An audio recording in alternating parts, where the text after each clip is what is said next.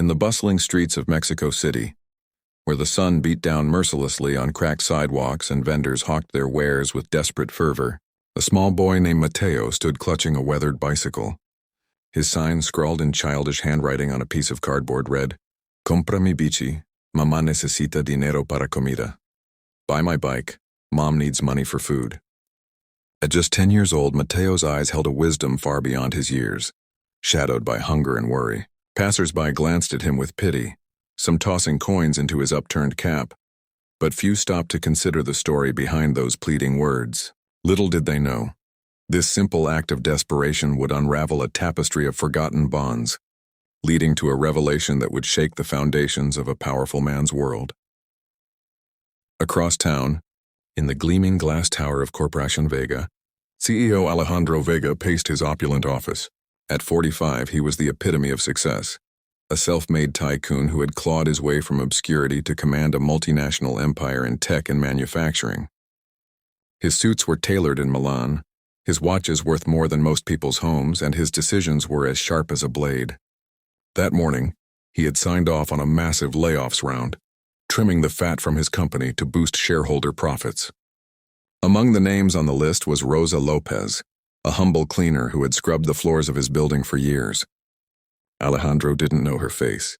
She was just a line item in a spreadsheet, a cost to be cut.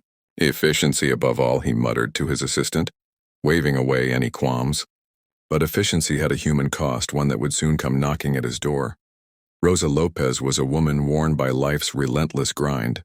A single mother of two, she had raised her children in a cramped apartment in the city's outskirts, where the air smelled of frying tortillas and distant dreams. Her eldest son, whom she had lost contact with decades ago, had been her greatest heartbreak. Born out of a fleeting romance in her youth, she had given him up for adoption when poverty threatened to swallow them both. She never knew what became of him, only that she prayed for his well-being every night. Now, with Mateo and her teenage daughter Sofia depending on her, Rosa's firing came as a devastating blow. The notice arrived in the mail like a death sentence. Due to restructuring, your position has been eliminated. No severance, no warning, just the cold finality of corporate indifference.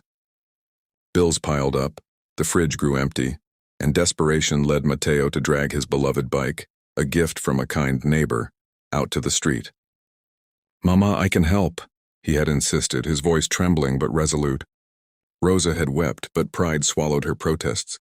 Survival demanded sacrifices. Alejandro's day unfolded in a whirlwind of meetings and power plays. By afternoon, he decided to clear his head with a drive through the city, his luxury sedan gliding like a shark through traffic. As he turned onto a side street, avoiding the congestion of the main avenues, his eyes caught sight of the boy with the sign. Something about the scene tugged at him, an unfamiliar pang in his chest. He wasn't one for sentiment. His life was built on logic, not emotion. Yet the words "Mamá necesita dinero para comida" echoed in his mind, stirring fragments of memories he had long buried.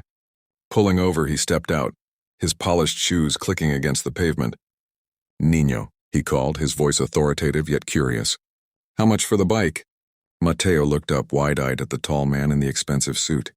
"150 pesos, señor," he replied, his voice steady despite the nerves. It was a pittance, about $7, but to Mateo it meant a week's worth of rice and beans. Alejandro chuckled, pulling out his wallet. "Make it 500. And tell me, why does your mama need the money so badly?"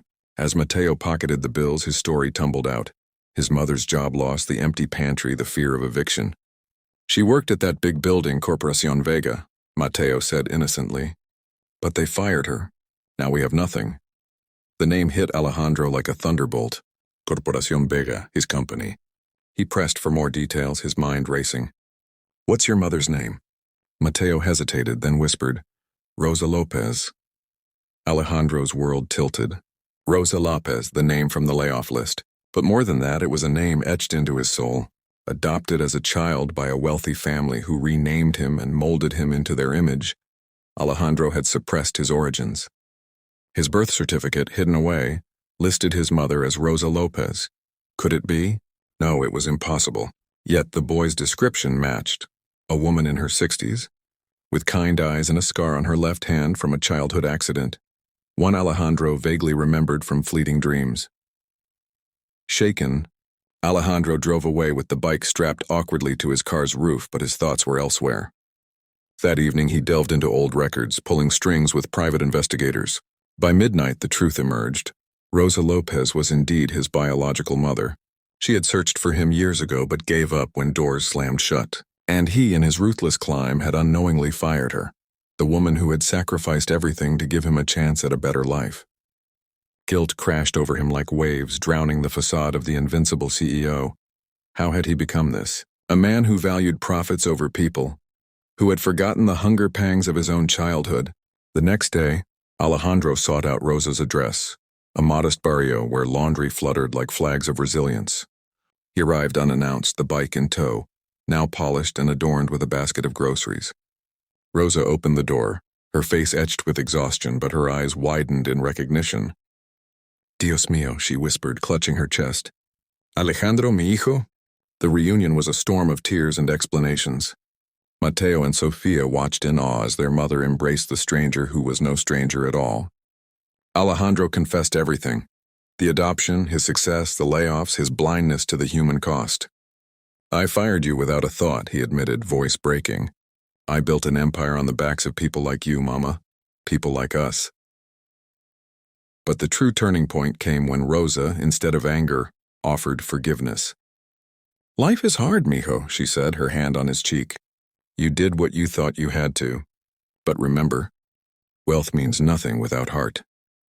Inspired by her words, Alejandro made a vow. He reinstated not just Rosa, but all the laid-off workers, implementing programs for fair wages and community support. He turned the bike into a symbol, auctioning it at a company gala to fund scholarships for underprivileged children. The event raised millions, but more importantly, it sparked a change in him. He visited Rosa weekly, rebuilding the family he never knew he needed. Mateo, now with a new bike and dreams of school, beamed with hope. In the end, what began as a boy's desperate plea became a beacon of redemption. Alejandro learned that true power lies not in boardrooms, but in acts of kindness that bridge divides. For Rosa, it was a miracle, proof that selflessness echoes through time, and for the world, their story whispered a universal truth. In the face of hardship, humanity's greatest strength is our capacity to lift one another up. No matter the language or land, compassion transforms despair into dawn, reminding us that we are all connected, all worthy of second chances.